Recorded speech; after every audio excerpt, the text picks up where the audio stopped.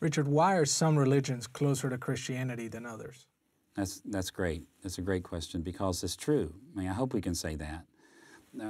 We say in the video lesson, of course, that you can take some extremes like paganism would be an extreme and maybe moving a little closer to Buddhism, which really doesn't even have a god, to Hinduism has many gods and many idols, and then move more toward Islam, let's say, and then Judaism, out of which Christianity grew. Then you have so-called Christian cults, and then you have true Christianity in the center. Of course, other religions wouldn't agree we're in the center, but we think we are, okay. And in many ways, we are closer to some world religions than others. We have more common beliefs, partly because of history, just the fact that we come from the same regions of the world. One reason Buddhism is different from Christianity is because Buddhism comes from the Far East or from Asia versus the Middle East, okay? Islam comes from the Middle East, and so you would expect there to be more connections. But in general terms, I think we can say it this way.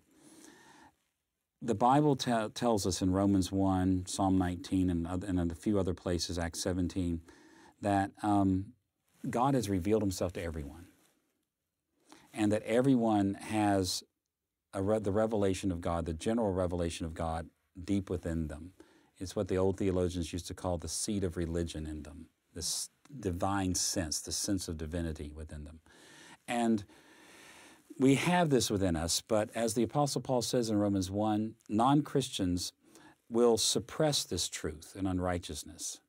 Now, what that means, of course, is that very few non-Christians or unbelievers would acknowledge that they know that God is there, that the God of the Bible is there, and that his law is good and his law is holy and they ought to obey it, things like that.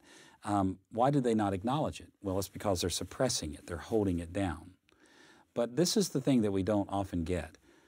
Different non-Christians suppress the truth in different ways at different times. So at one period of life, a person might suppress this aspect of the truth that they know from general revelation, but at another point they might not. And they might suppress something else. And as they get together and form human societies, then their societies tend to do that too, this sort of variegated suppression of truth and unrighteousness. And as religions grow within those cultures, then those religions have those kinds of effects as well on them, where they'll emphasize this or emphasize that, and part of it may be true, and then this part's not true, and so on and so on. And so you find, in many respects, diversity of religions in the world as they acknowledge the truth and then suppress the truth in different ways at different times. And the fact is that different religions in the world do come closer to the truth, so that in certain key and central concerns, they will allow those truths to come out. Like we often speak of the three great monotheistic religions of the world, Islam, Judaism, and Christianity. They're not the only monotheistic, but they are, nevertheless. And are there more commonalities among those than other religions, say like Buddhism or Hinduism? The answer is yes, there are. Why? Well, because they're not suppressing the truth that God is one. They're acknowledging that part of the truth. Now, Islam suppresses all other kinds of truths, like that Jesus is his son and that Jesus is the only way of salvation and all the long list of things that they would suppress.